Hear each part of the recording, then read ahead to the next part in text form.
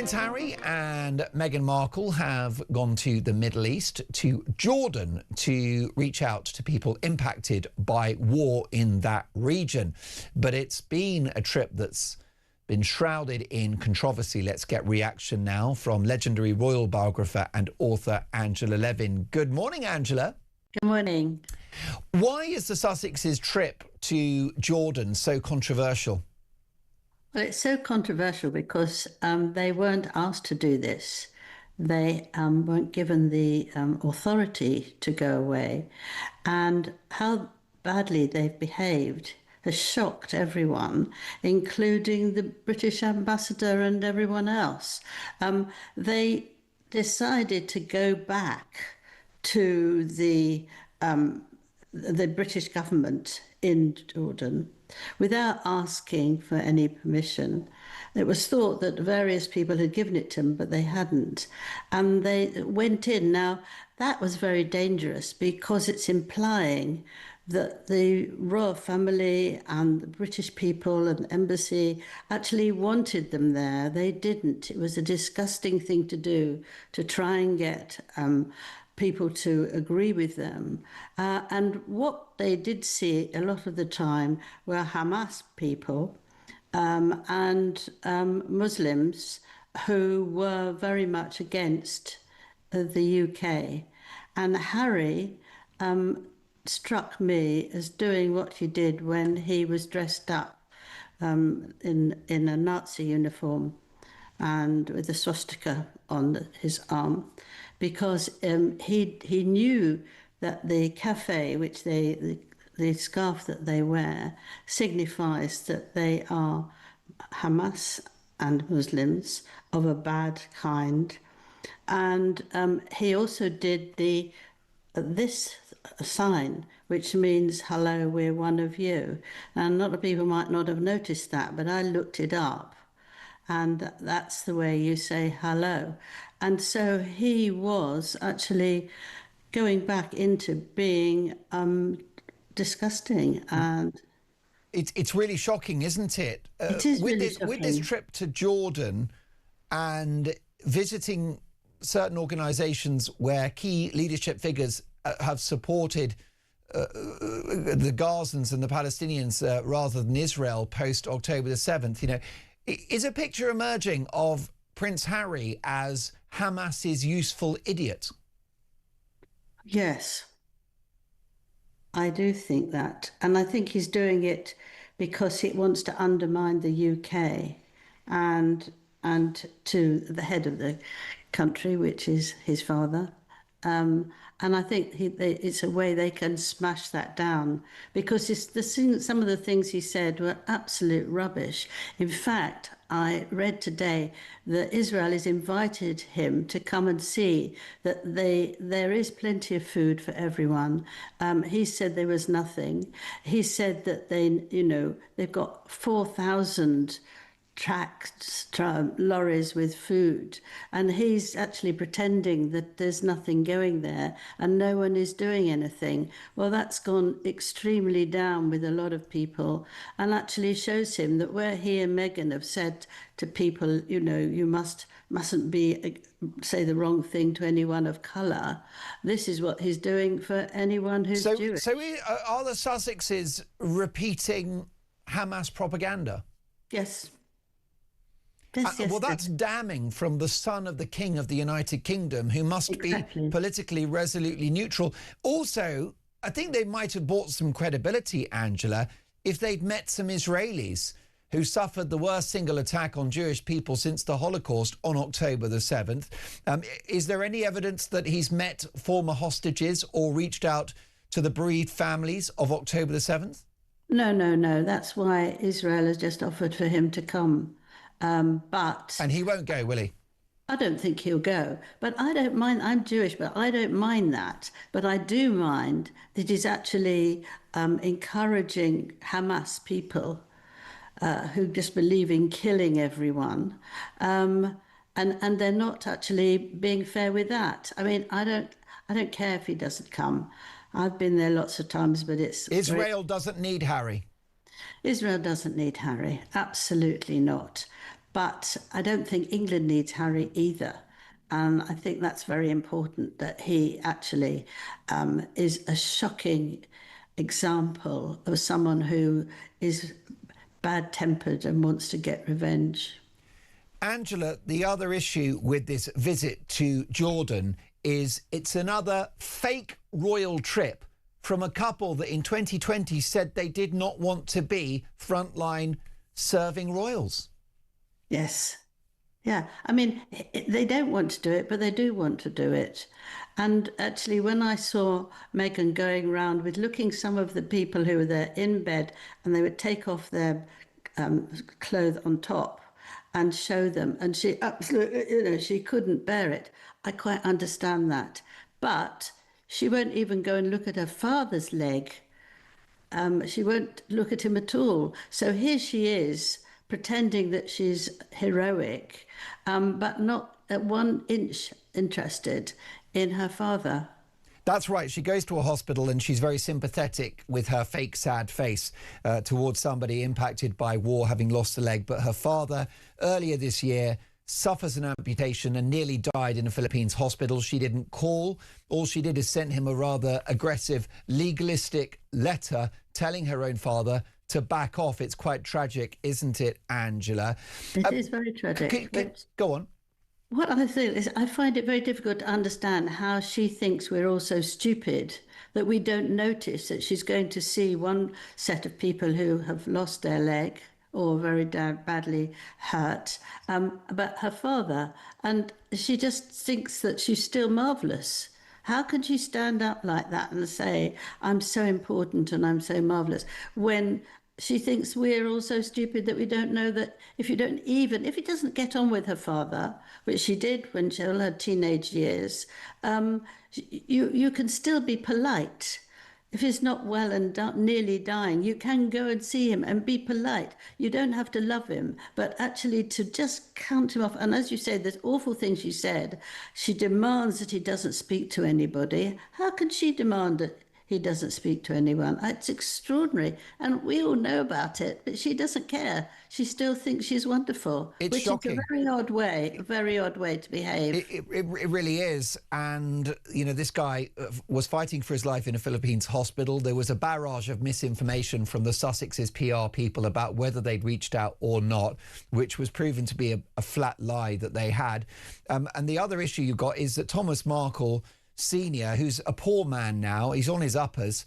He spent $750,000 on her education. He gave her everything and was the single-handed single parent for about 7 years. God knows where Doria was at the time. Angela, what about the king? What do you think he makes of all of this? Because you've got to help me with the facts here. Was the king informed about this Jordan trip or not? Well, what they said was that Buckingham Palace was notified. Now, you've got lots of things around that. We didn't hear about it, the average person, until just before they left. So they could have done the same thing then, not asked for it, just said it. In the same way with Lilibet. They told the late Queen that they were going to do that, but they didn't actually ask. Right, so it wasn't really a question of permission. It was more a case of we're going to Jordan, it or lump it. But you see, they think like it or lump it. But if they just put it down, people think, well, they've told them. It's not a case of that. It's just like putting a note through the letterbox after they've gone. Most definitely. And what about the role of the UK ambassador to Jordan? Tell me more about his position on this. Well, he didn't actually ask them. Nobody asked them, but they're not allowed to do that because they mustn't come because it's private. It's they're not British. They're not royal. They're just ordinary people who came, and they can't just march in and imply that they wanted. And what they've said is absolutely what United Kingdom wants, because it wasn't and it hasn't been. So it's a disgusting trick. But you see, Meghan's going to places now without being asked. And making them very difficult. She did the Paris Fashion Week in October. She did at Kardashians November.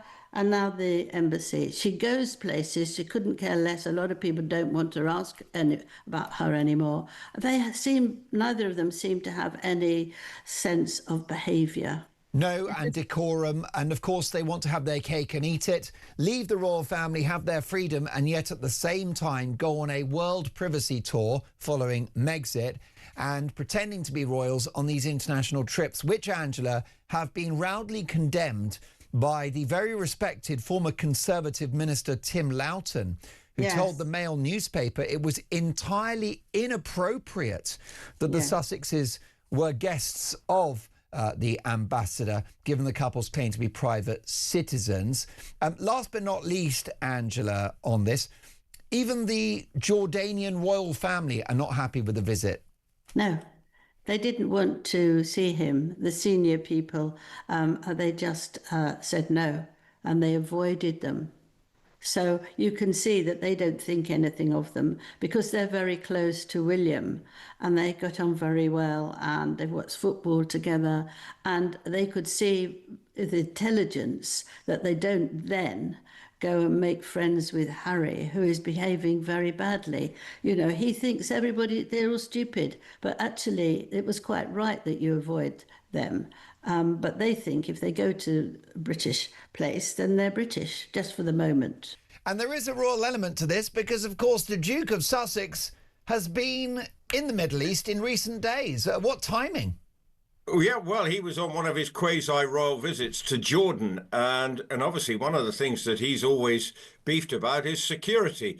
Well, the last 48 hours suggested there's not particularly secure anywhere in the Middle East. I don't know whether Jordan has suffered any of the attacks that, say, Dubai and Qatar, Bahrain have all suffered over the last 24 hours. So, again, sometimes you see that they've managed to get somewhere and their hypocrisy is writ large about security issues because, as I say, Jordan is, you know, in the Middle East, as we know, and there they were glad-handing and pretending they are still part of the royal family. Definitely a quasi-royal visit. I'm not sure what the purpose of it was. I think they were invited by the World Health Organization. I assume the British government and the rest of the royal family were aware of their visit, but obviously gave them no obvious support to what they were doing in Jordan. And it hasn't escaped our attention, Rupert, that they were accommodated at a luxury hotel suite, which weighed in at the small matter of £3,000 a night, maybe $4,500 a night on their humanitarian tour. I'd like to see the receipts, whether they actually paid for it. So that would be interesting. I don't know whether they did or didn't, but they do like to make sure they're well looked after. And I'm sure there are plenty of riders when they do go to visit these places as to the level of accommodation. So it is interesting. As I say, I'm not sure what it achieved, but it is trying to give them a look of having some purpose, because obviously from a commercial point of view, their brand has taken quite a battering. Most definitely. And as you quite rightly said, it's a quasi-royal tour. They are cosplay royals. They want to have their cake and eat it, Rupert, saying that they're desperate for privacy whilst indulging in a world privacy tour with podcasts, TV documentaries and books. And they don't want to be frontline serving royals, but travel the world as pretend prince and princess. This is an issue, isn't it? Do you know how this trip has gone down with the palace? Well, I wouldn't know. I think events seem to have conspired, so we haven't been able to get any reaction. But I think they can't love it, can they? No, and they can't comment on it. Let's be honest. It's not their, you know, they are going about their business as private citizens. They might have let the Foreign Office know, and indeed the royal family know, as just a sort of some sort of mark of respect, because the royal family do have, their soft power is part of the role of the royal family. Yes. But obviously within, it was noticeable that members of the Jordanian royal family didn't rush to meet them. I don't think they did, because they're quite friends with the Prince and Princess of Wales. So they managed to avoid some sort of family tensions there by not being seen, which which probably would have upset the Sussexes, because that would have given them a degree of authenticity if members of the Jordanian royal family had turned up to glad hand them whilst they were there. And William won't be too happy with these international trips, will he? This is a guy that feels his brother's got to make a decision about whether he's a member of the royal family or not. And that decision was made in 2020. Yeah, and this is the problem for the royal family. Harry, he's a private, so he can do what he likes. But you do know it has the look of a royal tour. And this is the frustrations for the royal family, that they want to grab the headlines. And at the moment, the royal family are sort of keeping a low profile for obvious reasons, because of all the fallout from Andrew and the Epstein and Sarah Ferguson's, what's been going on there. And so they've not been doing too much in terms of getting on the front foot. So it is frustrating for them that the Sussexes decide to have another one. I think they've been to Nigeria, they've been to Colombia, now they've been to Jordan. Where next for them to be seen to be doing their idea of good work? You're right. We've got Africa, we've had Mexico, Ukraine, of course. Lots of dangerous places, but obviously Mayfair in central London would be the most dangerous, which is why Harry needs armed security when he's in the capital. This trip wasn't without controversy for another reason, Rupert, which is that I think one of the charities that they attended was led by, or the management team contained someone that appears to have been quite supportive of Hamas's actions in the last few years, and potentially October the 7th. So that's the problem for Harry and Meghan. If they go to the powder keg of the Middle East, it's going to be controversial. Yeah, and particularly as I think they've sort of made known their support for Palestinian causes, which is fine, but it's going to lead to them to, find one or two people who may be associated with Hamas and other organizations out there. So it's not easy, but it's the trouble at times. The Sussexes don't always read the room and get themselves into a bit of a mess. And if they have found that some of the charities they're working for have some people who have sort of crossed over and are supporting organizations that have issues, then it's not a good look for the Sussexes. I'm not sure. We haven't really read too much about it, so I'm not sure it's probably achieved the kind of profile, apart from seeing her change clothes a few times on the same day. I'm not sure what actually this trip has achieved. Events have certainly taken over since their visit. We're going to talk about the royal family. What the hell? It's about time we talked about something else apart from the extremely worrying situation in the Middle East.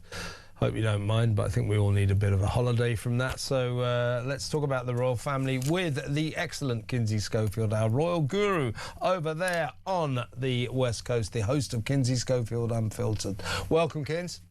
Hi, Kev. Good to see you. Good to see you. Now, we're hearing over the weekend that everyone is now, or in the royal circle, is now ostracizing princesses Beatrice and Eugenie, the daughters, of course, of Andy and Fergie. This is a change of position on the part of the royal family, because initially the king said it's not their fault. They should be still included in royal events. They should be still welcomed into the bosom of the royal family. But more and more evidence is emerging that Bea and Eugenie were not exactly innocent of their parents' nefarious activities, particularly involving their close financial relationship with the billionaire paedophile Jeffrey Epstein. Now, Harry and Meghan in particular were offering their support to Bea and Eugenie. We're hearing that has been removed. They are not backing Bea and Eugenie anymore, nor are William and Catherine, the Prince and Princess of Wales. They're particularly cold towards these two girls, and now we know that the King has let it be known to them they will not be welcome at Ascot this year, where they usually they often join the King in his carriage to go around the track before the actual races begin, and in fact they will not be welcome at royal events going forward. So the worm is turning for the princesses, the pariah princesses. I mean, I think that these are the consequences of a DOJ dump where we discovered that you voluntarily went to spend time with a convicted sex offender right after he got out of jail. But what I think is interesting about this story that I saw in the Daily Mail is that they say in November, the York women turned down Prince William's suggestion to allow an ethics check to be carried out about their personal investments. They say that's really when Prince William started to be concerned about their presence. William believed that potentially they might have involuntarily been involved with some of their father and mother's shady business people, and he wanted to protect them by offering them this ethics check to be ahead of any sort of scandal that could come to fruition. And they, according to the Daily Mail, refused that opportunity. And so someone said in the magazine or in the paper that the palace is acutely aware that Andrew and his business friends, they acted as Beatrice and Eugenie's financial advisors, and no one is quite sure what might be that everything's entirely above board. So, yes, the DOJ dump, I think, is the climax, but we understand that William was trying to protect them, or at least trying to have a better understanding of what all could be on the horizon last year when they started to strip Andrew of his titles and things started to really shift. Absolutely. I mean, I think it's really all going on now at Royal City because we're hearing, this is sort of difficult, but, Andrew is still a human being. And let's face it, he suffered a lot in the last... It's his own fault, but he has suffered one hell of a lot in the last year. We've heard down the line that he's sort of in denial, still obsessing on where he parks his car and whether or not he can ride his horses and have shooting weekends and all that sort of nonsense. Not quite somehow confronting the horrendous nature of his predicament. But we are also now hearing, Andrew Lowney saying this morning, that in fact this whole saga has taken a terrible toll on Andrew Mountbatten Windsor, and that he is now on suicide watch. So far be it from us to shed tears about this guy. It's his own fault. But there may be fears for his mental health now.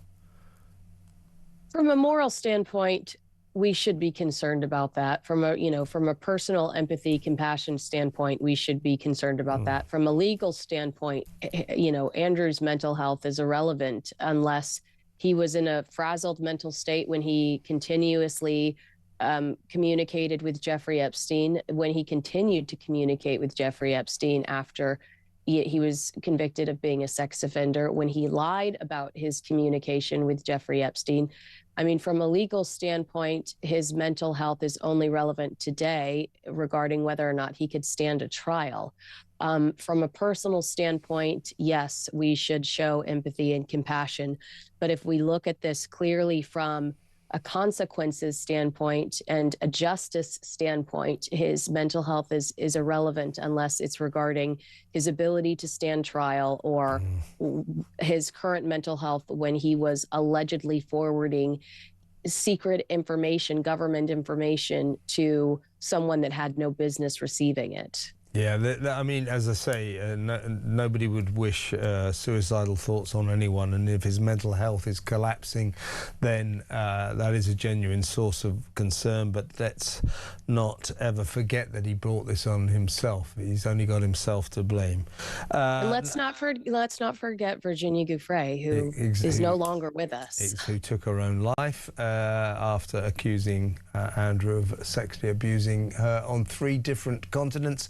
He denied it, gave her £12 million to keep her mouth shut, not go to a civil court in New York. I don't know why he bothered to give her that money, because nobody believes his denial. Nobody believes a word of his denial. So it was money straight down the drain. Let's talk about Harry and Meghan. Now, given what's going on in the Middle East, Only this time last week they were pitching up in Jordan. Thank God they got the hell out of there before all hell broke loose this weekend. But them going to Jordan, to this region, to the Middle East, unofficially, pretending to be a royal tour. I mean, what's happening now puts that into sharp focus. The sheer scale of the irresponsibility of this couple who just say, oh, let's pretend to be the king and queen. Let's go to Jordan. No, don't do this anymore. The Foreign Office here, our Foreign Office department, saying that they were not invited to our embassy. They turned up at an embassy party in Jordan. Were not invited to be there in the first place. This is absolutely internationally irresponsible on the part of Harry and Meghan, that they decide they're the king and queen and pitch up in whatever country they fancy. It's got to stop. Yeah. And an Israeli's deputy foreign minister hit out at Harry right after some of the comments he made on Channel 4 when he did that very awkward interview where the journalist keeps bringing up Andrew Mountbatten Windsor, and Harry's like looking around frantically looking for the WHO guy to save him. Yeah. But the deputy foreign minister of Israel said that Harry's claims during that Channel 4 interview about humanitarian corridors being shut down were deeply disappointing and amplifying a false narrative. I mean, to your point, this is why titles matter. When Harry speaks on a volatile geopolitical issue like humanitarian corridors in Gaza, he's not perceived as a private citizen. He's not perceived as an American. He's perceived as the Duke of Sussex, a member of the British royal family. That creates diplomatic consequences. These are matters negotiated between governments, not celebrities on humanitarian PR tours. You know, if Israel's deputy foreign minister is publicly correcting him and saying, come look for yourself, that tells you that he has stepped into territory that is well above his pay grade. This is the same guy that wrote a book about his frozen Todger. I don't see his value on, huge issues like this. The British monarchy survives on neutrality.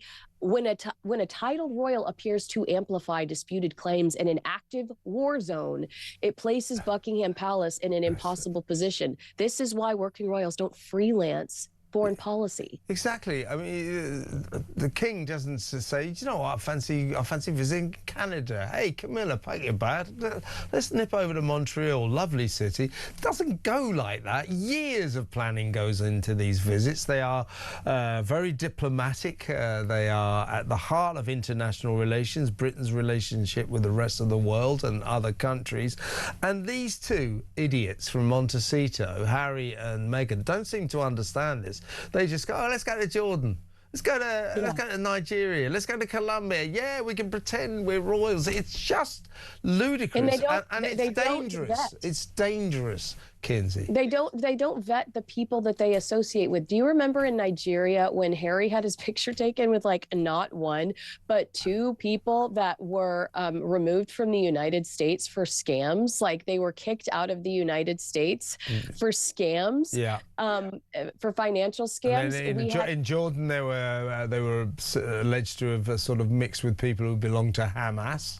So, yeah. You're right. I mean, they can't carry on doing this. It's got to stop. It was absolutely absurd. But, of course, Meghan loves it, doesn't she? So she can pretend she's Princess Diana when she gets there, striking or Catherine. I was going to say, or Catherine, sleeping on the same mattress Catherine sleeps on whenever she visits, insisting to get the same hotel suite that William and Catherine. I didn't know that bit. Yes, I wonder if she's demanded the exact same pillow that Catherine sleeps on every night, because we know she's on the same mattress. It's so bizarre. And then let's talk about the security. I mean, you just said it yourself. Had they left out, hours, a day later or so, if their plans would have been to leave then, they would be stuck there. Mr. Rabbit, if I don't get my way, it's because Daddy stepped in and said I shouldn't have the proper security that I deserve because I was born a prince. Going to Colombia, Nigeria, and Jordan. You are going, and Ukraine, you go to these places, you hypocrite, to try to justify this security. But the reality is, again, back to Frozen Todger, you're a reality star at this point. Yep. He just pursues these dangerous venues to try to justify the security he wants. But it's not like people in Jordan or Ukraine or Colombia or Nigeria are begging for Harry and Meghan to live or represent them or be there. Like, he pursues these things to try to justify his wants. And in Jordan, they turned up. Imagine throwing a party, as our ambassador, the British ambassador in Jordan, did. Threw a party for local dignitaries. And Harry and Meghan crashed the party. Imagine throwing a party going, oh my God, the Duke and Duchess of Sussex have just gate crashed. That's what they did. Kris Jenner knows all about it. Kris Jenner knows all about it. Yeah, and yes, sure. Then they tried to use their attendance at this party to say, look, our visit was official. It was not. It was not official. It was a disgrace, and they've got to stop doing this. You're so right. I mean, they don't know, Jack, they don't know anything. They could be there now. And if they had gone this week, they'd be stuck there. And imagine the international diplomatic mess that would have caused. Last week, Prince Harry and Meghan announced a surprise trip to Jordan, where they spent 2 days meeting with aid groups and health workers focused on communities affected by war and displacement. Now, the visit was coordinated alongside the World Health Organization with the goal, they say, of raising awareness, but there are people like me out there that suggest this was potentially just another PR opportunity for Prince Harry, and then maybe for somebody like the World Health Organization, or I don't know who, the opportunity to use the prince as a prop. Scott, like, were you surprised when I sent you the article saying that Harry and Meghan were on their way to Jordan? Like, what value do they bring? That's what I was going to ask you. Because, I don't know a whole lot about that stuff. Yeah. So when I see him going there, what do they do? Who cares? And I'm not being snarky about it. I'm saying, what's the purpose of them going? When people see, William and Catherine go somewhere, you look at them and go, I wonder what they're doing. What are they talking about? And then when you see these two go somewhere, you go, oh, God, well, let's see what they're talking about. It's nothing you're not interested in. Anything they would bring attention to, I think, would put more of a smudge than a shine on it. Yeah. Well, I think what the actual, if you are oblivious to the chaos that Harry and Meghan cause, if you are oblivious to the drama, or maybe you're not oblivious and you love drama, the ultimate objective is Harry and Meghan's thinning proximity to the British royal family. So it does look like you have a royal presence, despite the fact that we don't really associate these two with royalty in the way that we do associate Prince William and Catherine with royalty. And later on in the show, we have some back-to-back footage of William and Catherine in Wales and Harry and Meghan in Jordan. And I want your observation on that and how similar or how different they are, or how much you feel like there's cosplaying going on with Harry and Meghan. Okay. But I just felt like this was such an inappropriate move. You promised the Queen that you wouldn't pursue a half in. The Queen said no half in, half out. You're either going to be working royals, or you are going to have to fund your own lifestyle. You're going to have to do whatever it takes to pay your own bills, pay your mortgage, pay your phone bill, buy your own furniture, the works. She said no half in, half out. We see Harry and Meghan forcing the half in, half out on their terms, totally running over King Charles, who, in my opinion, looks incredibly weak in this scenario. And then we have them weighing in on things that I don't think they are qualified to talk about. I just think it's not only inappropriate, but Harry is not the brightest bulb on the Christmas tree. So to have Harry say that, and this is not a political statement, but, Harry makes the statement that Gaza needs to open up the route for humanitarian aid, and that Israel needs to open up the route for humanitarian aid. And then you have leadership in Israel that say, Harry, physically come here and look to see that it actually is before you make a statement, why don't you educate yourself? Because what you're saying is not true. I don't know if it's true. I don't know. But I think Harry's not putting himself in a great position by opening his mouth. Aren't they supposed to stay non-political? Yes, they're supposed. That's what's confusing for me. Yeah, and so their argument was that they are not pro-Palestine or pro-Israel. They are pro-families, which we could have a laugh about on the side, considering the fact that both of them have destroyed relationships with both of their families. But everyone is calling out the fact that they haven't met with anyone from October 7th, that it does seem one-sided to go to Jordan and not meet with any of the hostages that have been rescued or something like that to try to even out the delivery. Yeah, that's not a good look. Yeah, that was my understanding. No politics. And there they go over there being played. Now, I did see I did watch the videos you sent, the first 2 or 3 of them, and that was one of them. And it seemed so, I mean, who cares what he thinks? What do you think about this? It's like, who cares? I don't know. I wish one of the things that interests me in this is trying to get you to explain to me why people care about what he or she is saying. Why are they so important in this? What makes them important? The Prince and Princess of Wales shared a video message in Welsh, as we mentioned, for the first time to mark St. David's Day on March 1st. The video was recorded earlier in the week on the Windsor estate and comes after their visit to Wales last week. In the video message, Catherine and William are wearing daffodils on their lapels, the national flower of Wales. Welsh is a pretty difficult language to learn. And if you go into Wales, everything's double L. Anyway, it's absolutely can be indecipherable if you're not sure what's going on. But fair play to the Waleses for giving it a crack. I'm sure I don't know whether it was spelt out phonetically in front of them, because as I say, it is a very difficult language to master and get the pronunciation correctly, because you can see it and you think, how the hell do you pronounce that? And I've come a cropper many times attempting to say Welsh names. And I'm not proposing to start here, Kinsey, but fair play to the Prince and Princess of Wales to honour St. David's Day with their attempt at Welsh. And a pretty good effort, I have to say it is. It was interesting for me to watch them because, yes, they did do a great job, but they seemed a little nervous. Obviously, I'd need to talk to a body language expert, but they both kind of go forward and back on their feet as they're pronouncing certain things. I don't know if that was for comfort or because it helps them with the pronunciation, but the way that their bodies swayed as they did it was so sweet. They're so similar to one another. It was the cutest thing to see. I mean, obviously it was very respectful, and I appreciated the fact that they put that thought into that and they wanted to do something special. But it was just very cute to watch them handle it in a similar fashion.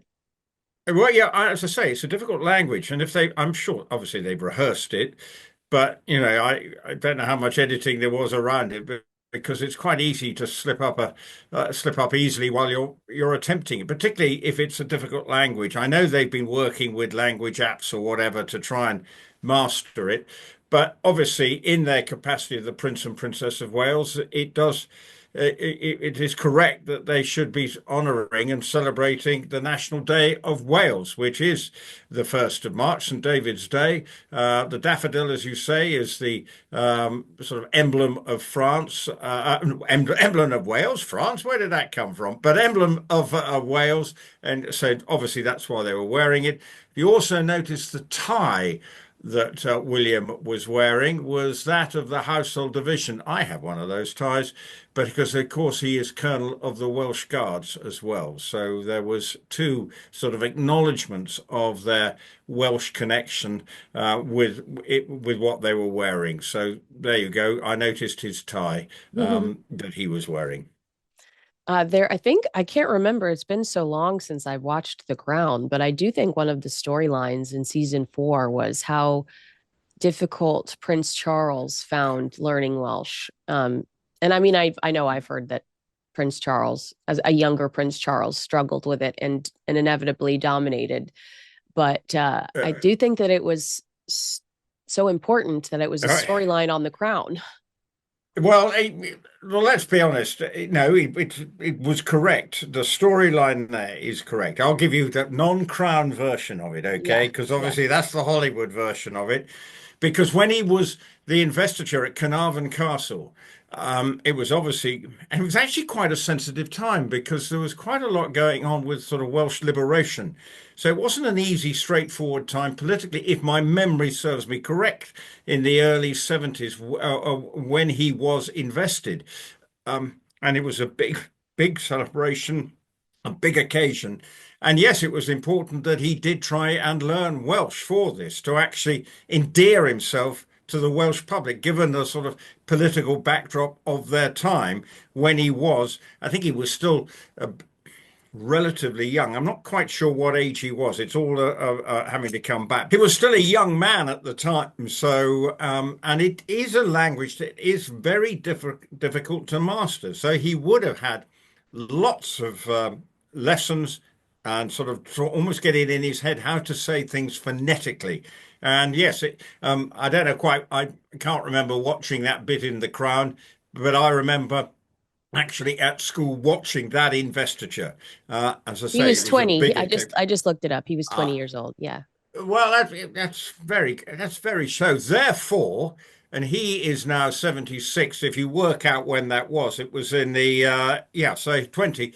Was he born 19? Anyway, whenever he was born, 1950, 1970, I think it might have been.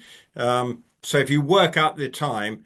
And it was, as I say, there was quite a political backdrop going on with Welsh liberation and sort of going on, causing one or two issues and the political issues at the time. So it was very important that he did that.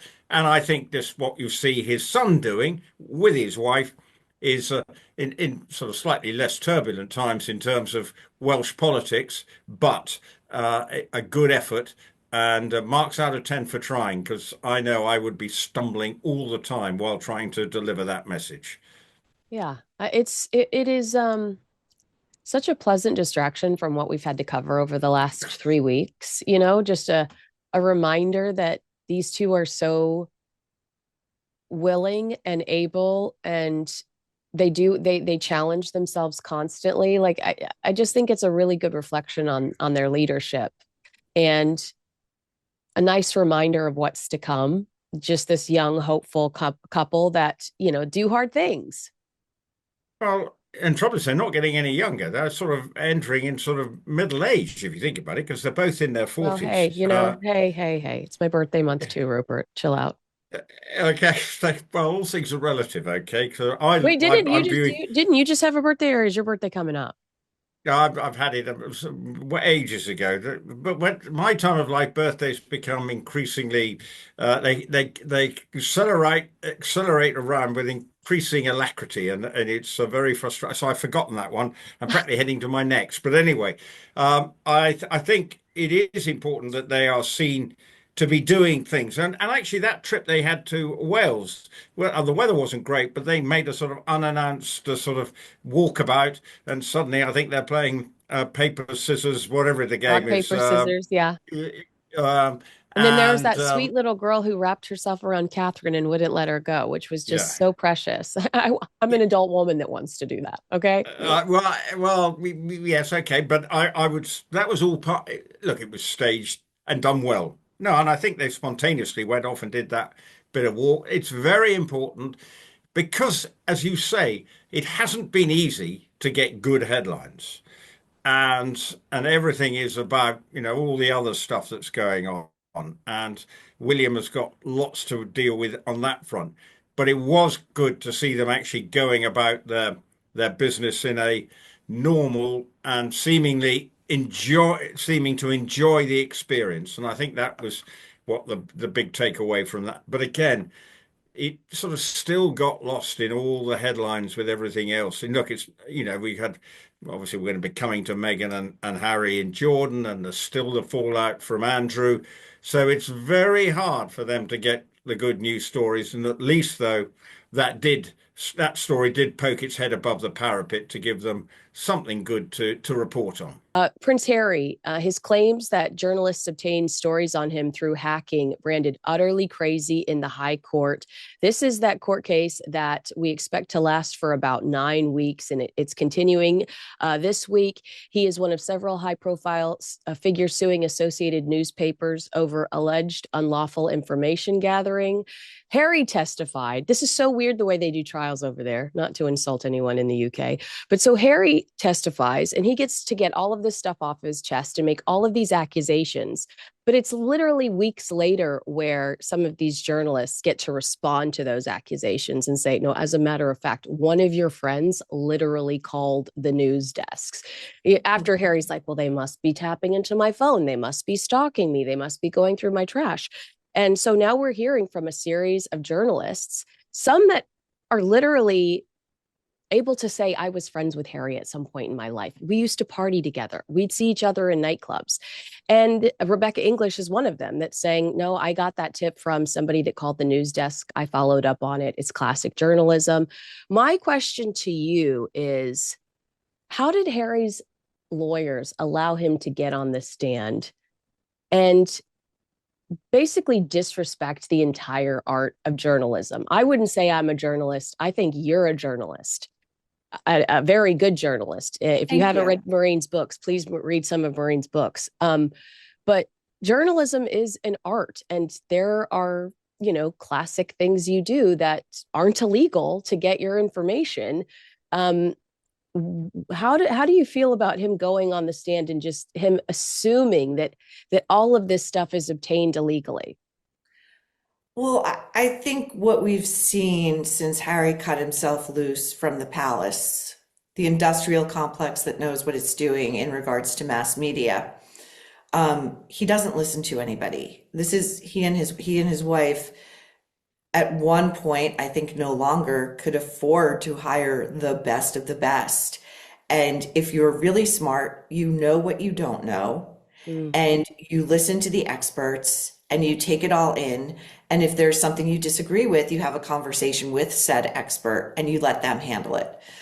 The other thing that really strikes me as well is the utter hypocrisy, and I believe it's almost a willful unself-awareness.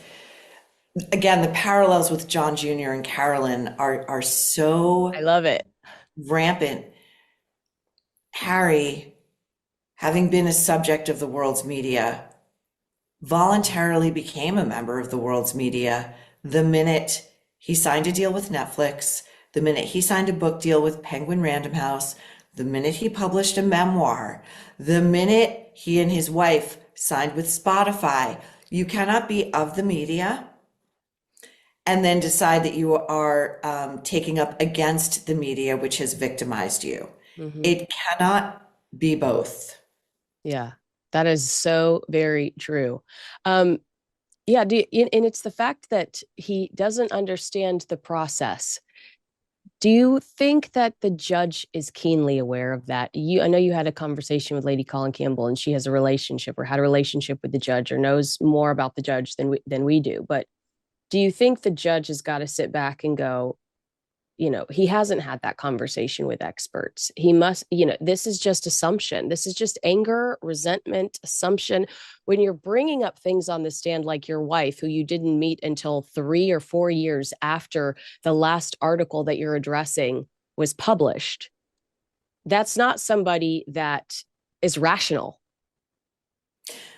Well, the conversation I had with Lady C was really illuminating because she, I believe, as she told me, this was about a month ago, has been before this judge herself and or has knowledge of this judge through, her social circle. And she was saying how this judge really has no tolerance for any kind of my word, not hers. And it might be hers. It might be hers. Is weeping on the stand about the misery that the world's media has made his life, his wife's life. Again, the willful, this, I believe what he's litigating predates her involvement in his life, or that by years. So it's, we're looking at it, I don't quite know. all I can say is this seems like a pattern. He loves to be in litigation. Yeah. He enjoys being in conflict. He enjoys having some sort of enemy to rail against. And now that the British royal family seems to be gray rocking him, William and Catherine are absolutely gray rocking him. He cannot get a reaction out of them, nor can his wife. I think this scratches some sort of, I have no idea what he's doing. I have no idea. Let's talk about Meghan Markle and Prince Harry staying in Prince William and Catherine's favorite £3,000 a night hotel suite in Jordan. I mean, we joke all the time, Rupert, about how Meghan copies Kate and envies Catherine. Why is this the weirdest story I've ever read, that Meghan would pursue a hotel room? Like, Meghan wants to sleep on the same pillows and mattresses that Catherine, the Princess of Wales, sleeps on. Like, this makes my body leap out of itself. Well, I'm not going to defend them, but it is probably, as the people have said, the best hotel in Jordan. Well, it's not like these two deserve the best hotel. Well, no, I know, but by all accounts, haven't they? Who's fronted the bill? Who's footed the bill? But they would, but they do like to make sure that they get all the trimmings. So obviously that is the royal suite, and obviously as they consider themselves still very much royalty, it behoves them to go there. I won't so I can see why they've done it. Whether it's going to the extent of wanting to sleep in the same bed as I'll say it. You don't have to. As they wanted, She also dressed like her on the trip, took images that were similar to Catherine's on the trip. It's not like this is a one-off. I see a pattern of behavior here, Rupert. Well, I know you do, and what I would say is they're trying to pretend that they're still members of the royal family, so they're doing the royal visit thing. I think she had quite a lot of change of clothing, didn't she? But no iron, no steamer, no tailor. I'm sure there was an iron in that £3,000 a room suite. Why couldn't the butler steam her pants? I mean, she had a butler. Well, it wouldn't be a butler's job to steam it. It would have been I don't think butlers. Butlers are looking after the men, normally. Do the ironing, or there'd be plenty of staff around to probably press whatever clothes Meghan wanted to wear. I'm being flippant here. Of course, there was, with the World Health Organization, there was obviously meant to be a serious message to the trip, getting food through to Gaza, but it's a politically sensitive issue. Also, the royal family that's the Jordanian royal family, seem to be conspicuous by their absence, which I think is a most notable aspect of this, because William is good friends with him, went to their wedding. Princess of Wales has spent a lot of time in Jordan, was brought up for a time there when her father lived. They lived out there. So it's a country close to the Wales's heart, but it's obviously the Sussexes trying to prove, well, we're out there and then we're doing something that's cutting edge. It just felt desperate again, in my mind. I don't know about you, but trying too hard to be seen to be relevant. And what is their authority in this space? Like, to have Harry there and speaking as a mouthpiece, I just thought, Harry, you pursue these causes and you abandon them so quickly and you pursue so many that it's hard for me to take you seriously in any space at this point in time. I mean, also, we won't even go into the hypocrisy of keep children off social media. Here's Harry and Lily on social media. So, but it's just like, why is he an authority? I understand that royals sometimes act as mascots for good causes, but Harry is no longer a working member of the British royal family, and the Queen said absolutely no half in, half out, and it seems like no one is respecting those orders. Well, my main thing is forget the Instagram stuff and the child stuff in terms of social media. I think it's a security thing that I find most hypocritical. Ooh, talk about that. Because You know, they're going to Jordan. Okay, they may have been paying for their security, but let's be honest. The Middle East, even current events aside, you know, it's been a bit of a powder keg. And, you know, obviously there was already talk of stuff happening when they were there with regards to Iran. So it wasn't as if they were suddenly going to things that was definitely a rising up of tension.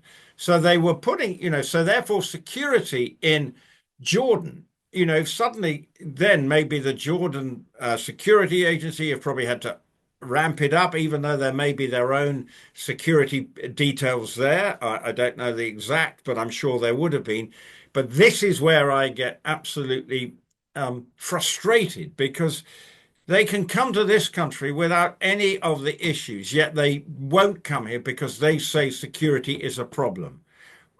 But then they put themselves into Jordan, which, yes, is probably relatively calm, but the whole Middle East is a powder keg, as we know at the moment. So that I do not understand.